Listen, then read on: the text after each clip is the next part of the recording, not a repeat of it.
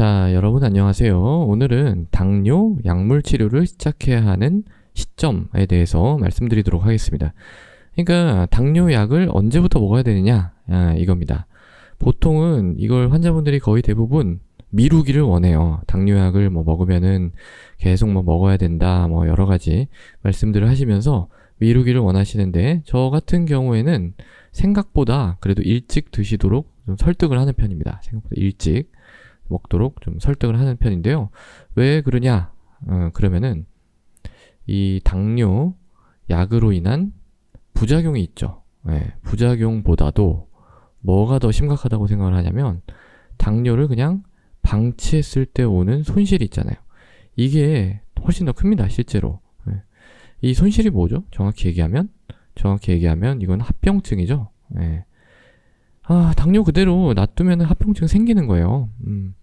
이게 이제 굉장히 치명적이기 때문에 당뇨 약을 좀 저는 빨리부터 이렇게 좀 드시도록 그렇게 이제 말씀을 드리는 편이죠.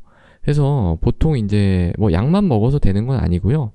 이 생활습관 교정, 생활습관에 대한 그런 교정이 같이 들어가고, 그 플러스 해가지고 이제 당뇨 약이 들어가게 되는 겁니다. 약은 이제 보통 처음 시작하시는 분들의 경우에는 메폴민이 들어가게 되는 거죠. 이 생활습관 교정이라는 거는 간단하게 얘기하면은 체중 감량이에요. 체중 감량. 운동하고 식이 조절하는 거죠. 그래서 목표 체중을 딱 말씀을 드립니다. 여기까지는 얼마 동안 좀 빼시는 거를 목표로 해 주십시오. 그래서 체중 감량을 좀 스트릭트하게 그렇게 좀 말씀을 드리고, 그리고 이제 약을 처방해서 약을 같이 드시도록 이렇게 이제 합니다. 이 당뇨 환자에서 체중 감량이라는 건 생각보다 어려워요. 왜냐하면은 굳은 의지, 지금까지 있어 왔었던 그런 어떤 나쁜 생활 습관들을 다 버려야 되는 거기 때문에 굉장히 굳은 의지를 필요로 합니다. 그리고 또 이제 당뇨 약을 특히 먹는 경우에는 그 약 자체가 좀 살이 찌는 약들이 있거든요. 당뇨 약 중에. 그런 약을 먹으면서 체중을 뺀다는 것은 그 약에 의한 효과, 그러니까 약에 의한 체중이 좀 늘어나는 효과까지 이기고 또 살을 빼야 되는 거기 때문에 더 어렵죠. 굉장히 굳은 의지를 필요로 합니다. 굉장히 이거는 인커리지를 많이 해 주셔야 돼요. 그래서 또 환자분들도 의지를 좀 더 굳게 다져야 이게 이제 가능합니다. 자, 그러면은 지금 이제 얘기하려고 하는 주제, 언제부터 약물 치료를 시작하느냐? 당뇨 진단 기준이 얼마죠? 진단 기준이 헤모글로빈 A1C 6.5%죠. 근데 6.5% 딱 됐다고 해서 바로 약을 시작하느냐, 그러지는 않습니다.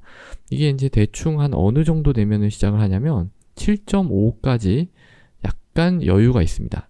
약간의 여유가 있는데, 이 여유는 무한정 있는 여유가 아니에요. 이 여유가 있긴 있는데 무한정 있는 여유가 아니라, 저는 딱 3개월 드립니다. 3개월. 그러니까 요 6.5에서 7.5 사이에 있으신 분들은 3개월 동안 본인이 이제 나쁜 생활 습관이라고 생각했던 것들을 다 버려보라고 이제 얘기를 하는 거예요. 그리고 운동하시고, 식이 조절하고, 단 거 덜 먹고, 이제 여러 가지 지침을 드리죠. 그래 놓고, 이제 3개월 후에 봅니다. 봐가지고, 이 A1C가 떨어졌으면, 그때는 이제 이 운동, 식이요법으로 어느 정도 컨트롤이 되는 거죠. 그런 경우는 약이 필요 없는 경우도 있어요. 그런데, 만약에 여유를 드렸는데도 불구하고 계속 이 답보 상태다, 혹은 7.5보다 더 높아졌다, 이러면은 얄짤없이 약물 치료를 시작합니다. 약물 치료를 시작합니다. 선생님 조금 더 좀 제가 못해서, 이런 다 필요 없어요. 왜냐면은 이 당뇨 치기가 늦어지면 늦어질수록 고혈당이 지속이 되는 거예요. 고혈당이 지속이 되기 때문에 합병증이 생길 위험성이 높아지는 겁니다.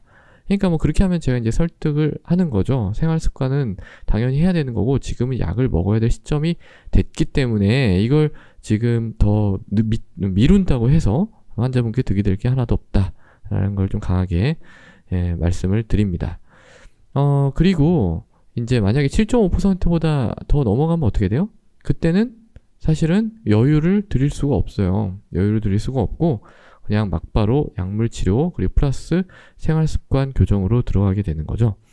근데 사실은 좀 특수한 케이스들이 있을 수가 있습니다. 저는 이제 딱 이런 경우가 딱 한 번 있었는데요. 환자분이 여쭤보니까 하루에 믹스커피를 6잔 이렇게 마신다고 합니다. 6잔 이상. 하루에 10잔 마실 때도 있고, 거기다 플러스 매일매일 케이크를 드신대요.